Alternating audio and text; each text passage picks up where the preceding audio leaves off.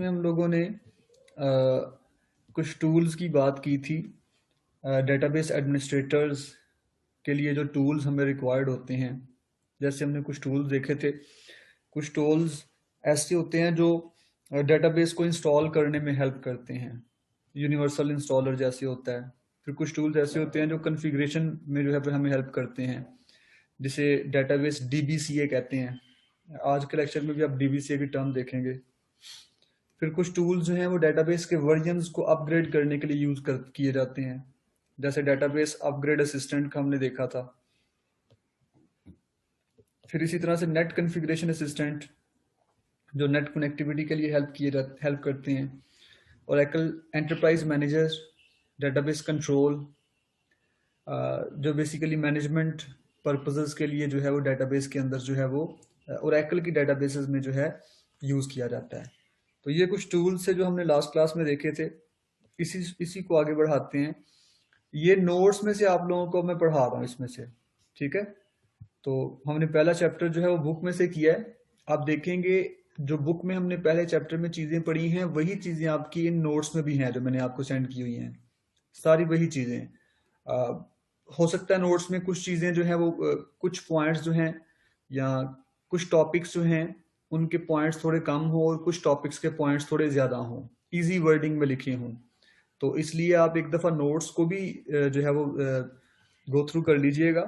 तो जहां से आप लोगों को इजी लगेगा आप वहां से प्रिपेयर कर लीजिएगा, इसमें कोई इशू नहीं है। इसमें हार्ड एंड बाउंड चीज नहीं है, क्योंकि हमने काफी ज्यादा, अगर आपकी आउटलाइन देखी जाए तो आपकी आउटलाइन के मुताबिक 3 मॉड्यूल्स हमने अभी तक कवर कर लिए हुए हैं आपके पहले चैप्टर में से, ठीक है। तो आज के लेक्चर में 2 चीजें हमारी हैं। ओरेकल 11G के अंदर हमने देखना है कि ओरेकल 11G के अंदर फीचर्स कौन कौन से न्यू हैं जो कि हम 11G के अंदर यूज करते हैं। ये सारे अभी जो ये नजर आ रही हैं आपको चीजें, ये इंट्रोडक्टरी पार्ट्स हैं जो कि हमने सेपरेट पहले चैप्टर के अंदर डिटेल में पढ़ भी लिए हुए हैं। ये भी हमने डायग्राम्स देख ली हुई हैं। फीचर्स की बात करते हैं। ओरेकल 11G में कुछ फीचर्स ऐसे हैं जो पुराने ओरेकल के वर्जन्स में जो है वो अवेलेबल नहीं थे होते, और कुछ फीचर्स ऐसे हैं जो पुराने वर्जन्स में भी अवेलेबल होते थे, लेकिन अब उनमें जो है वो यूं कह सकते हैं थोड़ी सी एडवांसमेंट्स जो है वो परफॉर्म की गई हैं। जैसे पहला फीचर आपके सामने है डेटाबेस रिप्ले। ये क्या कहता है? ये बेसिकली टेस्टिंग पर्पस के लिए जो है वो आप कह सकते हैं कि यूज किया जाता है। आपका जो टेस्टिंग प्रोसेस होता है उस टेस्टिंग प्रोसेस को स्मूथ कर देता है। एक्चुअली जो एग्जिस्टिंग आपका वर्कलोड होता है ना, ये डेटाबेस रिप्ले क्या करता है, आपके एग्जिस्टिंग वर्कलोड को बेसिकली रेप्लिकेट कर देता है टेस्टिंग सिस्टम के ऊपर। जिस सिस्टम के ऊपर आपने टेस्टिंग करनी होती है ना, एक स्पेशलाइज सिस्टम होता है जिसके ऊपर आप कोड को डाल के टेस्टिंग करते हो।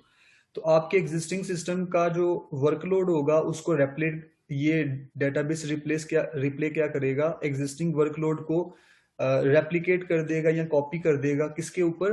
टेस्टिंग सिस्टम के ऊपर। तो जब टेस्टिंग सिस्टम के ऊपर कॉपी हो जाएगा तो आप वहां पे फिर इजीली जो है वो टेस्टिंग परफॉर्म कर सकेंगे। तो डेटाबेस रिप्ले में इन्होंने लिखा हुआ है, database replay one of the solutions with in Oracle real application testing option. कि ये क्या है? ये सॉल्यूशन है, ठीक है। Oracle real application testing option, ये टेस्टिंग ऑप्शन के तौर पे है। Enables realistic testing. ये करता क्या है? ये रियलिस्टिक टेस्टिंग को अनेबल कर देता है of system changes by recreating. अब यहाँ पे वो वर्ड्स यूज कर रहा है बेसिकली जिसकी मैं बात कर रहा हूँ। इस जगह पे वो बात कर रहा है जिसकी हम बात यहाँ पे कर रहे हैं। Testing of system changes by recreating the production workload. Production workload को रिक्रिएट कर देता है। कैसे?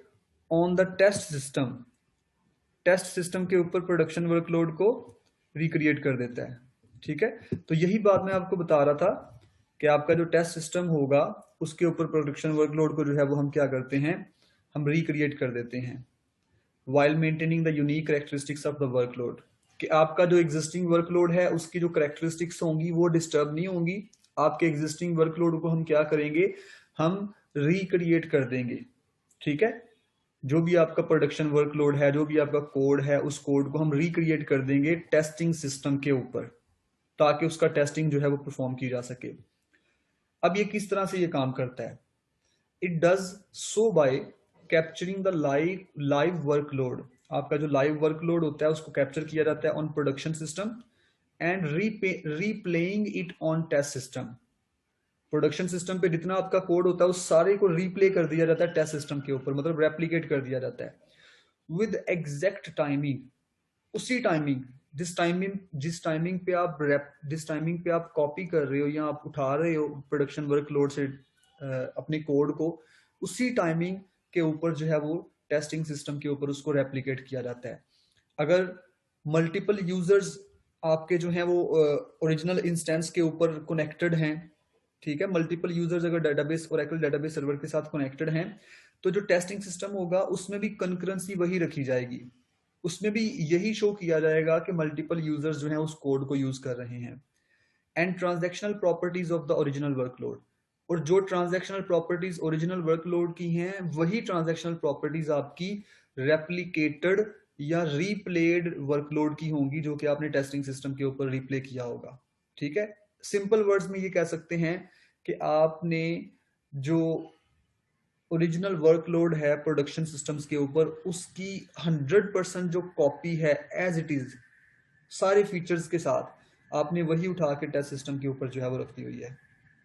ये कॉस्ट इफेक्टिव सोल्यूशन है बेसिकली, जो कम कॉस्ट में आपको जो है वो अच्छी टेस्टिंग जो है वो परफॉर्म करके दे देता है। This cost effective solution does not require any test scripts to be generated and maintained. कोई टेस्ट स्क्रिप्ट जनरेट नहीं होगी और कोई उसको मेंटेनेंस की जरूरत नहीं पड़ेगी। तो इसके रिजल्ट में क्या होगा, जाहिर सी बात है आपकी जो स्पीड है वो थोड़ी सी बढ़ जाएगी, एफिशिएंसी थोड़ी सी बढ़ जाएगी। Testing cycle for complex applications that previously took several months of effort, वो कहता है वो एप्लीकेशंस जिनकी टेस्टिंग के ऊपर आपको पहले मंथ्स लगते थे, अब आपको क्या लगेंगे, सिर्फ डेज लगेंगे। ठीक है, महीनों की बजाय अब आप डेज में वो काम जो है वो कंप्लीट कर लेंगे। तो ये डेटाबेस रिप्ले था, जो बेसिकली एक फीचर है 11G के अंदर। नेक्स्ट हमारे पास आ जाता है पार्टीशनिंग। इसके बारे में हमने पहले भी वैसे काफी दफा बातें की हुई हैं कि हम पार्टीशन टेबल्स भी बना सकते हैं, एक टेबल को मल्टीपल पार्टीशंस में डिवाइड कर सकते हैं। जैसे फर्ज करें एक टेबल में रिकॉर्ड्स पड़े हुए हैं जिसमें मंथ्स भी सेव हो रहे हैं, तो हम मंथ्स के अकॉर्डिंगली जैसे ग्रुप बाय करते हैं ना, हम ग्रुपिंग कर देते हैं टेबल के अंदर, उसी तरह से हम टेबल की पार्टीशनिंग कर सकते हैं। जितना रिकॉर्ड जनवरी का होगा वो एक सेपरेट पार्टीशन कंसीडर की जाएगी, फेब का जो रिकॉर्ड होगा वो एक सेपरेट पार्टीशन कंसीडर की जाएगी, इसी तरह से मार्च का जो रिकॉर्ड होगा वो एक सेपरेट पार्टीशन कंसीडर की जाएगी। तो पार्टीशनिंग का फीचर जो है यहाँ पे एक मजीद एक्स्ट्रा फीचर है जो अवेलेबल है। नेक्स्ट आ जाता है स्कीमा। दो टर्म्स होती हैं बेटा जो हम यूज करते हैं अक्सर, एक टर्म हम यूज करते हैं स्कीमा की और एक यूजर की। ओरेकल डेटाबेस में जो अकाउंट्स बनाए जाते हैं वो बेसिकली यूजर्स, उनको आप यूजर्स डिनोट करते हैं। अब हर यूजर के पास कुछ ऑब्जेक्ट्स होते हैं जो कि ओरेकल डेटाबेस की मलकियत होते हैं। तो जब किसी यूजर के पास कुछ ऑब्जेक्ट्स ओरेकल डेटाबेस के ओनरशिप में आ जाते हैं, तो बेसिकली फिर हम क्या कहते हैं, this will become the part of schema, कि आपका वो यूजर जो है और वो ऑब्जेक्ट्स जो कि किसी यूजर की ओनरशिप में आ जाते हैं वो स्कीमा का पार्ट बन जाते हैं। और स्कीमा और यूजर का नाम सेम होता है क्योंकि यूजर जो है उस पर्टिकुलर स्कीमा को एक्सेस कर रहा होता है।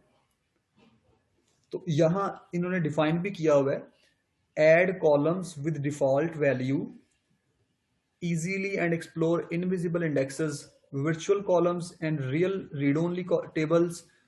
ये पहली लाइन को अगर छोड़ें तो दूसरी लाइन पे देखें, schema is a collection of database objects. Schema क्या है, डेटाबेस ऑब्जेक्ट्स की एक कलेक्शन है। Schema is owned by database user, schema किसकी मलकियत होती है, यूजर की। And share the same name as user, और स्कीमा का वही नेम होगा जो आपके यूजर का नेम होगा। तो schema objects are logical structures created by user. User schema के ऑब्जेक्ट्स को क्रिएट करेगा, मतलब जो भी ऑब्जेक्ट्स होंगे। Some objects such as tables or indexes, मसलन टेबल्स होंगे, इंडेक्सेस होंगे, सेगमेंट्स होंगे, टेबल्स की मल्टीपल टाइप्स होंगी, ये सारी स्कीमा का पार्ट होंगी। और एट दी एंड ये यूजर की मलकियत में होंगी सारी चीजें। तो ये स्कीमा मैनेजमेंट यहाँ पे है जो कि 11G के अंदर एक फीचर है। फिर इसी में हम आगे देखिएगा सिनोनिम्स वगैरह भी देखेंगे। प्रोफाइल्स, स्कीमा मैनेजमेंट के लिए हम प्रोफाइल्स का कॉन्सेप्ट देखेंगे, सिनोनिम्स का कॉन्सेप्ट देखेंगे। ये सारी चीजें नेक्स्ट हमारे पार्ट्स में आ जाएंगी जो आज के लेक्चर में हमने देखनी है। नेक्स्ट फीचर है हमारे पास data warehousing. Basically data warehousing जो है ना, खास तौर पे हिस्टोरिकल डाटा को मेंटेन करने के लिए यूज किया जाता है। जो आपका हिस्टोरिकल डाटा होता है ना, और बहुत ज्यादा डिटेल्ड डाटा होता है, मिलियंस और बिलियंस की रोज वाला जो डाटा होता है, उसको मेंटेन करने के लिए आप डेटा वेयर हाउसेस यूज करते हैं। तो डेटा वेयर हाउसेस में डाटा को अगर भिजवाना हो, निकालना हो, तो उसमें फिर आप इस प्रोसेस को कहते हैं डेटा वेयर हाउसिंग। मुख्तलिफ ट्रांजेक्शनल डाटा जो है आपका डेटा वेयर हाउसेस के अंदर जो है वो सेव किया जाता है। फिर इनके ऊपर जब डेटा वेयर हाउसेस में से डाटा को निकाला जाता है तो एक खास ऑपरेशन परफॉर्म किया जाता है जिसे ETL कहते हैं, extraction, transformation and load. ETL process perform किया जाता है। और भी प्रोसेसेस हैं जो परफॉर्म किए जाते हैं डेटा वेयर हाउसेस के ऊपर, लेकिन ये एक बेसिक ऑपरेशन है आपका ETL, extraction, transformation and load. Transformation, transportation, इनको सेम कंसीडर किया जाता है। बेसिकली हम करते क्या है, डेटा वेयर हाउसेस में जब डाटा सेव करते हैं तो पर्पस हमारा ये होता है कि हम लोग लॉन्ग टर्म एनालिसिस जो है वो परफॉर्म कर सकें। हम लोग एक एक एक यूं कह सकते हैं,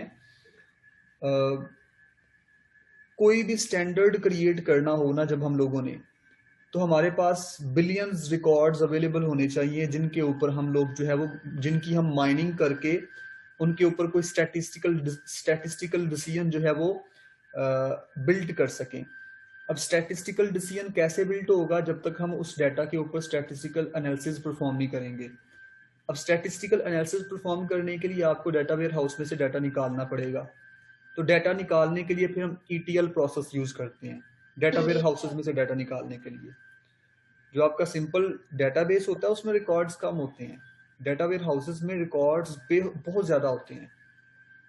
समटाइम्स हम ये भी कहते हैं कि हमारे मल्टीपल डेटाबेसेस मिलके एक डेटा वेयर हाउस बना देते हैं। तो ये डेटा वेयर हाउसिंग का कॉन्सेप्ट है जो हमने बेसिकली ओरेकल के अंदर यूज करना है। तो यहाँ डिफाइन भी किया गया है, data warehouse is relational database that is designed for query and analysis rather than for transaction processing. Transaction processing के लिए यूज नहीं किया जाता है इसको। मसलन आप सिलेक्ट की कमांड लगा लो, आप इसमें से सम आप लोग डेटाबेस के टेबल्स में नॉर्मली क्या करते हो, सिलेक्शन कर लेते हो, अपडेशन कर लेते हो, डिलीशन कर लेते हो, या आप लोग रिकॉर्ड्स को निकाल के उनको सम कर लिया फिर सेव कर लिया, इस तरह के काम करते हैं जो ट्रांजैक्शन प्रोसेसिंग होती है आपकी। ये काम डेटा वेयर हाउसिंग में नहीं होते। डेटा वेयर हाउसिंग में एनालिसिस टास्क परफॉर्म किए जाते हैं। सिलेक्शन करते हैं आप डाटा की, डाटा निकालते हैं डेटा वेयर हाउस में से, लेकिन डिफरेंट बेसिस पे निकालते हैं आप लोग। It usually contains historical data derived from transaction data. Multiple transaction से जो डाटा निकाला जाता है उसको फिर आप लॉन्ग टर्म के लिए सेव कर लेते हो, जो हिस्टोरिकल बन जाता है। But can include data from other sources. तो डाटा वेयर हाउस में दूसरे कुछ सोर्सेज में से भी डाटा आता है। Data warehouses separate analysis workload from transaction workload.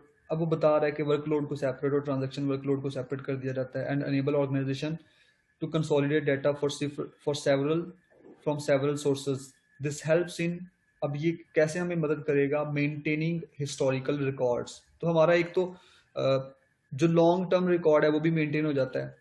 Analysing the data to gain a better understanding of business to improve the businesses को इम्प्रूव करने के लिए आप जो है आपको एक अच्छी अंडरस्टैंडिंग जो है वो मिल जाती है बिजनेस के रिलेटेड। जाहिर सी बात है, आपकी ऑर्गेनाइजेशन का अगर पिछले 20 सालों का रिकॉर्ड अगर पड़ा होगा एक डेटा वेयर हाउस में, तो आप उन 20 सालों के रिकॉर्ड्स के ऊपर एनालिसिस करके, बाकी कंपनीज के 20 सालों के रिकॉर्ड्स के एनालिसिस करके, तो आप अपने बिजनेस को अच्छे तरीके से रन कर सकते हैं। और ये स्ट्रेटेजिकल आपके डिसीजंस होते हैं जो आप परफॉर्म करते हैं। नेक्स्ट है procedural language structured query language. Procedural language structured query languages.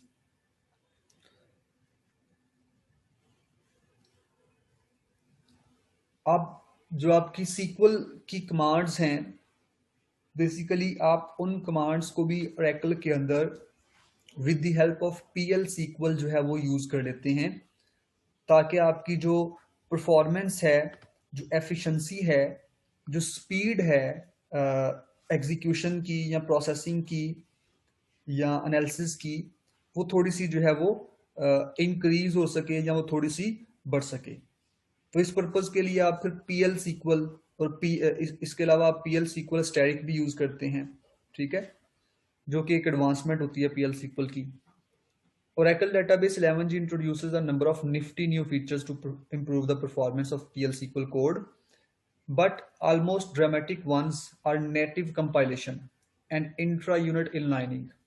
Native compilation is not a new feature in itself, but lack of any preconditions for using it, such as C compiler install, is indeed new. In addition, a new data type simple underscore integer, मतलब कि आप पुरानी languages जो हैं उनकी data types को use कर लेते हैं with the new names, makes code for perform better under native compilation. Intra unit inlining is an optimization technique applied to PL SQL code during compilation time to produce efficient code। अब वो intra unit इनलाइनिंग का बता रहा है कि basically efficient code produce करने के लिए जो है ये एक टेक्निक है जो यूज की जाती है कंपाइलेशन के दौरान, जब आपका प्रोग्राम या आपका जो कोड है वो कंपाइल हो रहा होता है। In Oracle 11G you can native compile without C compiler in server for setting the parameters। आपको पता है कि आपके मल्टीपल पैरामीटर्स होते हैं जिनको आप लोगों ने सेट करना होता है, और वो तमाम पैरामीटर्स बेसिकली एक फाइल में पड़े होते हैं, इनिशियलाइजेशन पैरामीटर फाइल जिसे हम कहते हैं। तो सिक्योरिटी की बात नेक्स्ट की गई है। अब सिक्योरिटी को अप्लाई करने के लिए डिफरेंट मैकेनिज्म्स अप्लाई किए जा सकते हैं। मैं जैसे ऑथेंटिकेशंस, अगर मैं सपोज कहता हूँ कि ऑथेंटिकेशन आप करते हो, तो ऑथेंटिकेशन को डिफरेंट लेवल्स पे परफॉर्म किया जा सकता है। आपकी ऑथेंटिकेशन जो है वो डेटाबेस के थ्रू भी हो सकती है, ऑपरेटिंग सिस्टम भी ऑथेंटिकेशन कर सकता है, और इवन कि ग्लोबली भी ऑथेंटिकेट जो है वो किया जा सकता है यूजर्स को, जब कोई भी यूजर जो है वो लॉग इन करने की कोशिश करता है Oracle के डेटाबेसेस के ऊपर। तो यहाँ पे इसी तरह की चीजें बताई गई हैं।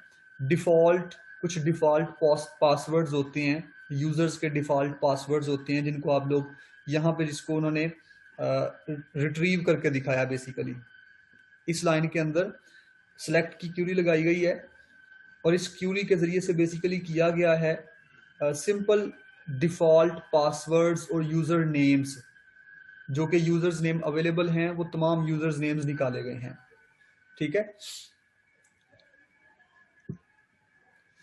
Oracle Database 11G now offers a way to quickly identify users with default passwords। आप डिफॉल्ट पासवर्ड्स के साथ आइडेंटिफाई कर सकते हैं यूजर्स को। Implemented in rather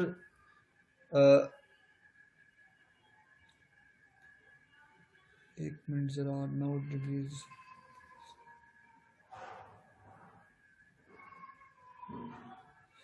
हाँ, एक टाइप है DBA की। अभी मैं इस टाइप के बारे में आपको बता दूं। आपके पास एक सिस होता है और एक सिस्टम होता है। एक सिस DBA, एक कह सकते हैं कि यूजर की एक टाइप है सिस DBA। ये एक स्पेसिफिक किस्म की टाइप या एक स्पेसिफिक किस्म की प्रिविलेज है। इस प्रिविलेज को यूज करते हुए बेसिकली आप लोग रिकवरी भी परफॉर्म कर सकते हो, बैकअप भी परफॉर्म कर सकते हो, और डिलीशंस वगैरह भी जो है वो परफॉर्म कर सकते हो। अब ये प्रिविलेज आपको जब दी जाती है तो बेसिकली आपकी ऑथेंटिकेशन की जाती है। तो यहाँ पे बेसिकली उसने इस क्यूरी में सिंपल सा ये बताया है कि आप लोग जो DBA के डिफॉल्ट पासवर्ड्स और यूजर्स हैं, पासवर्ड्स तो यहाँ शो नहीं करवाए जाएंगे, लेकिन डिफॉल्ट यूजर्स जितने भी हैं DBA के, अगर आपने उनको निकालना हो, उनको फेच करना हो, रिट्रीव करना हो, तो आप सेलेक्ट की क्यूरी जो है वो यूज करते हुए इस टेबल में से चीजें निकाल सकते हैं। DBA_users_with_default password, ये डेफ PWD मतलब डिफॉल्ट पासवर्ड। आप बेसिकली यहां से यूजर्स को निकाल रहे हैं, डिफॉल्ट पासवर्ड्स वाले यूजर जितने भी हैं आपके।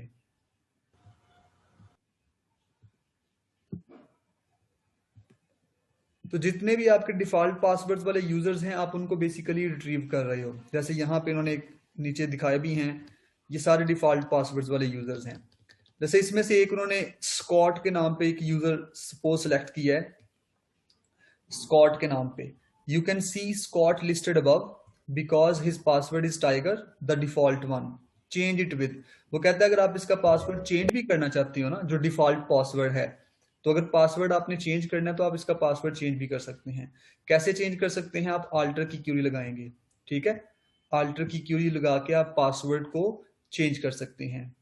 अब कैसे? आल्टर यूजर स्कॉट, अल्टर कर दो यूजर को। कौन से? स्कॉट, स्कॉट यूजर का नेम है फर्ज करें, उसको अल्टर कर दो, आइडेंटिफाइड बाय टाइगर वन। और स्कॉट का पासवर्ड क्या है? टाइगर वन इसका पासवर्ड है, ठीक है। मतलब प्रीवियस इसका जो पासवर्ड था वो टाइगर था, अब जो इसका पासवर्ड होगा वो टाइगर वन होगा। तो आप ये कह रहे हो कि आप स्कॉट को अल्टर करो और उसको अब आइडेंटिफाई किया जाएगा, नेक्स्ट उसको आइडेंटिफाई किया जाएगा टाइगर वन से, टाइगर से आइडेंटिफाई नहीं किया जाएगा। एक चीज याद रखें, केस सेंसिटिविटी की यहां बात की गई है। जैसे यहां पे देखें टाइगर कैपिटल्स में था और यहां पे आपके पास क्या है? स्मॉल्स में आप लोगों ने लिखा हुआ है, ठीक है। पुराने जो वर्जन हमारे होते थे ना, उसमें जो पासवर्ड्स हमारे होते थे वो बेसिकली इनसेंसिटिव होते थे, केस सेंसिटिव नहीं थे होते। मतलब कैपिटल्स और स्मॉल्स में जो लिखा होता था वो सेम कंसिडर किया जाता था। लेकिन 11G के अंदर ये फीचर है कि आपका जो पासवर्ड्स हैं वो सेंसिटिव हैं। अगर आपने किसी यूजर को पासवर्ड कैपिटल में दिया हुआ है तो आपने कैपिटल में ही उसको यूज करना है, स्मॉल में दिया होगा तो स्मॉल में ही उसको यूज कीजिएगा। जैसे यहाँ पे उसने एग्जांपल दिया कि जो प्रीवियस हमारे वर्जन्स थे 11G से पहले, वो इनसेंसिटिव थे।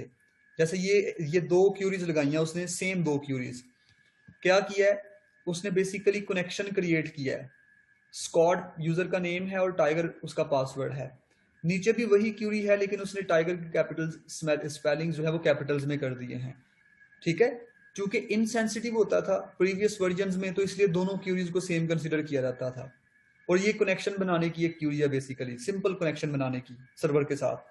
तो जब सर्वर के साथ कनेक्शन बनेगा तो दोनों क्यूरीज में बेसिकली स्कॉट का ही कनेक्शन बनेगा, ठीक है। लेकिन अब अगर आप बात करें 11G की, तो इसमें केस सेंसिटिविटी जो है वो एग्जिस्ट करती है। कैपिटल्स में जो चीजें लिखी होंगी वो कैपिटल्स में ही कंसिडर की जाएंगी, स्मॉल में जो चीजें लिखी होंगी वो स्मॉल में ही कंसिडर की जाएंगी। तो ये यहाँ पे नीचे वाले पैराग्राफ में एक्सप्लेन भी किया गया यहाँ पे इन चीजों को। Oracle 11G passwords can be case sensitive as well while creating the password via DBCA। DBCA के थ्रू, डेटाबेस कॉन्फ़िगरेशन असिस्टेंट के थ्रू जब आप पासवर्ड्स क्रिएट करते हो, you will be prompted whether you want to upgrade to new security standards. और database configuration assistant का काम ही basically वो कहता है कि जब आप पासवर्ड्स क्रिएट करते हो तो हो सकता है कि आपको न्यू सिक्योरिटी स्टैंडर्ड्स के ऊपर जो है वो कॉन्फ़िगर कर दिया जाए, या न्यू सिक्योरिटी स्टैंडर्ड्स के ऊपर आपको अपग्रेड कर दिया जाए। जो आपके पुराने वर्जन के सिक्योरिटी स्टैंडर्ड्स थे उनको अब न्यू स्टैंडर्ड्स के ऊपर जो है वो अपडेट कर दिया जाएगा। One of which is case sensitive password, जिसमें से एक केस सेंसिटिव पासवर्ड है। If you accept passwords will be recorded in same way as they were created, here is resulting behavior assuming we have accepted the new standard। वो कहता है अगर आप accept कर लेते हो नए स्टैंडर्ड को तो इसका मतलब ये है कि पासवर्ड बनाए उसी तरीके से जाएंगे जैसे पहले पुराने वर्जन में बनाए जाते थे। लेकिन अब ये होगा, जो पासवर्ड्स आप बनाएंगे वो कैपिटल्स वाले डिफरेंट होंगे और स्मॉल्स वाले आपके डिफरेंट होंगे। तो ये मैं यहां तक इसके फीचर्स जो है वो रखता हूं, खत्म करता हूं इसके फीचर्स। नेक्स्ट चलते हैं हम लोग। ये चीजें वैसे हमने ये पढ़ी हुई हैं लेकिन एक डायग्राम में आपको दिखा देता हूं थोड़ी सी। अब ज्यादा मटेरियल कोशिश मैं करूंगा आपको नोट्स में से ही पढ़ाऊं, ठीक है। क्योंकि जो आपकी आउटलाइन है, आउटलाइन की सीक्वेंस के मुताबिक इस नोट्स में चीजें दी हुई हैं। मैंने आपको पहले भी कहा था आप लोग इसको ओरेकल के हेल्प सेंटर से भी ले सकते हैं, अगर आप चाहें तो वहां से भी ये मटेरियल आपको मिल जाएगा और सेम यही मटेरियल मिलेगा, ठीक है। और ये मटेरियल वहीं से लेके बेसिकली एक सीक्वेंस में जो है वो कंबाइन किया गया है। तो बुक में भी वो मटेरियल होगा लेकिन डिफरेंट चैप्टर्स में होगा।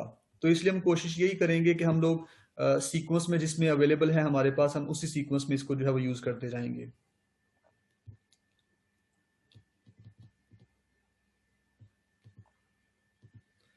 ये यहाँ पे एक कनेक्शन दिखाया गया है कि यूजर का कनेक्शन जो है वो किस तरह से सर्वर के साथ जो है वो कनेक्ट किया जाता है। जब हम, आपको याद होगा जब हमने टाइप्स ऑफ प्रोसेसेस पढ़े थे तो हमने कहा था कुछ यूजर प्रोसेसेस होते हैं, कुछ बैकग्राउंड प्रोसेसेस होते हैं और कुछ सर्वर प्रोसेसेस होते हैं। जब आपका यूजर कनेक्शन की रिक्वेस्ट करता है तो यूजर प्रोसेस जो है आपकी आपकी रिक्वेस्ट को लेके जाता है सर्वर प्रोसेस तक। फिर सर्वर प्रोसेस क्या करता है, आपकी रिक्वेस्ट के ऊपर काम करके आपको कनेक्ट कर देता है सर्वर के साथ। अब जब जो ही सर्वर के साथ आप कनेक्ट होते हैं तो सर्वर के ऊपर एक इंस्टेंस क्रिएट हो जाता है। जब सर्वर के ऊपर एक इंस्टेंस क्रिएट होता है तो फौरन से मल्टीपल बैकग्राउंड प्रोसेसेस जो हैं वो एक्टिवेट हो जाते हैं। आपको याद होगा हमने मल्टीपल बैकग्राउंड प्रोसेसेस पढ़े थे, जिसमें से एस मोन था, पी मोन था, क्यू मोन था, LGWR था, लॉग राइटर था, DBWN था, डेटाबेस राइटर था, और भी CKPT था, चेक पॉइंट जिसे हम कहते हैं, रिको था, आर्चीवर था। ये सारे बैकग्राउंड प्रोसेसेस थे। ये तब एक्टिवेट होते हैं जब आपका इंस्टेंस क्रिएट होता है। इंस्टेंस कब क्रिएट होता है, जब सर्वर प्रोसेस यूजर प्रोसेस की रिक्वेस्ट को सर्वर के साथ कनेक्ट कर देता है। मतलब सर्वर प्रोसेस जब सर्वर के अंदर एक इंस्टेंस क्रिएट कर देता है। जब इंस्टेंस क्रिएट होता है तो फिर आपके बैकग्राउंड प्रोसेसेस जो हैं वो एक्टिवेट हो जाते हैं सारे के सारे। तो यहाँ पे बेसिकली एक तो कनेक्शन बनाना दिखाया गया और दूसरा सेशन कब बनता है, जब सर्वर प्रोसेस ओरेकल के इंस्टेंस को क्रिएट करता है तो यूजर और सर्वर के दरमियान एक सेशन क्रिएट हो जाता है। ठीक है,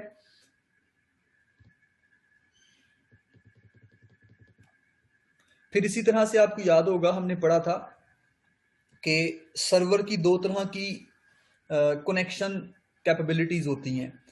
एक डेडिकेटेड सर्वर कनेक्शन होता है और एक शेयर्ड सर्वर कनेक्शन होता है। डेडिकेटेड सर्वर कनेक्शन में क्या होता है, एक यूजर जो है वो सर्वर के साथ कनेक्ट हो रहा होता है, सिर्फ एक यूजर। जबकि शेयर्ड सर्वर कनेक्शन में क्या होता है, मल्टीपल यूजर जो है वो एक सर्वर के साथ जो है वो कनेक्ट हो रहे होते हैं। Where more than one user process. जब मैं यूजर की बात करूं तो यूजर प्रोसेस कंसीडर कर लीजिएगा। ये देख सकते हैं यहाँ पे उसने डिफाइन भी किया हुआ है। द फिगर शोन, जो पीछे मैंने डायग्राम दिखाई है, वो 1-to-1 कॉरेस्पॉन्डेंस शो कर रही है between the user and server process. This is called dedicated server connection.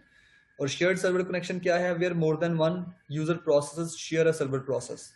कि एक से ज्यादा यूजर प्रोसेसेस जो हैं, जैसे यहाँ पे ये तो एक यूजर प्रोसेस के अगेंस्ट एक सर्वर प्रोसेस है ना। अगर यहाँ पे मैं कहूँ कि मल्टीपल यूजर प्रोसेस जो हैं वो शेयर कर रहे हैं एक सर्वर प्रोसेस को, इस तरह के 3-4 यूजर प्रोसेसेस और हैं इस तरह के। अगर आपको एग्जांपल के तौर पे ये कहा जाए कि इस तरह के 3-4 यूजर प्रोसेसेस और हैं, ठीक है, और अगर वो सारे एक ही सर्वर प्रोसेस के साथ कनेक्ट हो रहे हैं तो दैट मीन्स कि ये हमारे पास शेयर्ड कनेक्शन फैसिलिटी होगी। फिर session, when user connects to Oracle server, this is termed a session। तो इसको हम सेशन कहना शुरू कर देते हैं जब कनेक्शन हमारा बन जाता है। फिर इसके बाद ये इनसाइड द डेटाबेस, ये सारी चीजें हमने पढ़ी हुई हैं। डेटाबेस के अंदर क्या होता है, रिलेशनल टेबल्स होते हैं, ऑब्जेक्ट ओरिएंटेड टेबल्स होते हैं, इंडेक्स ऑर्गेनाइज टेबल्स होते हैं, एक्सटर्नल टेबल्स होते हैं, पार्टीशन टेबल्स होते हैं। जैसे ये देख सकते हैं, ये नॉन पार्टीशन टेबल है और ये पार्टीशन टेबल है। नॉन पार्टीशन में देखें, टेबल 1 में जनवरी और मार्च सबका रिकॉर्ड एक ही तरह का दिखाई दे रहा है, लेकिन टेबल 2 में देखें, पार्टीशन टेबल में जनवरी का अलग, जनवरी का एक सेपरेट तरीके से है, फरवरी का सेपरेटली, मार्च का सेपरेटली, यानी कि सेपरेट हमने इनको कर दिया हुआ है। तो इस तरह से आप लोग जो है वो पार्टीशन टेबल्स को बना सकते हैं। फिर आपको याद होगा हमने मल्टीपल व्यूज भी पढ़े थे। रेगुलर व्यू पढ़ा था, मटेरियलाइज्ड व्यू पढ़ा था। रेगुलर व्यू में डाटा सेव नहीं होता, डाटा डिक्शनरी में सिर्फ मेटा डाटा सेव होता है, जबकि मटेरियलाइज्ड व्यू में डाटा और डाटा डिक्शनरी दोनों सेव होती हैं। तो ये सारी बातें हमने डिटेल में की हुई थी। फिर टेम्पोरेरी टेबल्स भी हमने पढ़े थे। ऐसे टेबल्स जो क्यूरीज की एग्जीक्यूशन के दौरान जो है वो क्रिएट किए जाते हैं, जिसमें टेम्पोरेरी बेसिस पे डाटा सेव होता है, वो हमारे टेम्पोरेरी टेबल होते हैं। और मल्टीपल अगर एक वक्त में एक से ज्यादा यूजर्स डेटाबेस के साथ कनेक्टेड है ना, तो मल्टीपल यूजर्स जो है वो टेम्पोरेरी टेबल्स को शेयर कर रहे होते हैं, टेम्पोरेरी टेबल्स को यूज कर रहे होते हैं। और टेम्पोरेरी टेबल्स की आपको याद होगा हमने दो क्लॉजेस भी पढ़ी थी, दो हमने इसके मोड्स पढ़े थे। ऑन कमिट डिलीट रोज, कि जब कमिट होगा डिलीट हो जाएंगी रोज। और दूसरा हमने पढ़ा था कि जब आपकी ट्रांजैक्शन कमिट हो जाएगी तो रोज डिलीट नहीं होगी। एक में हमने कहा था कि ट्रांजैक्शन कमिट होने के बाद आपकी रोज डिलीट हो जाए, टेम्पोरेरी टेबल आपका खत्म हो जाए। दूसरे में हमने कहा था कि टेम्पोरेरी टेबल खत्म ना हो, आपकी रोज जो है वो प्रिजर्व रहें। तो यहां उसने सारी वही बातें की हैं वन बाय वन सीक्वेंस में, और टेम्पोरेरी टेबल को क्रिएट करना सिखाया है। आप लोग क्रिएट की क्यूरी तो पढ़ चुके होंगे थर्ड सेमेस्टर में, आप लोगों को पता है क्रिएट किस तरह से, टेबल किस तरह से क्रिएट किया जाता है। बेसिकली यहां भी उसी तरह से चीजें हम लोगों ने करनी है।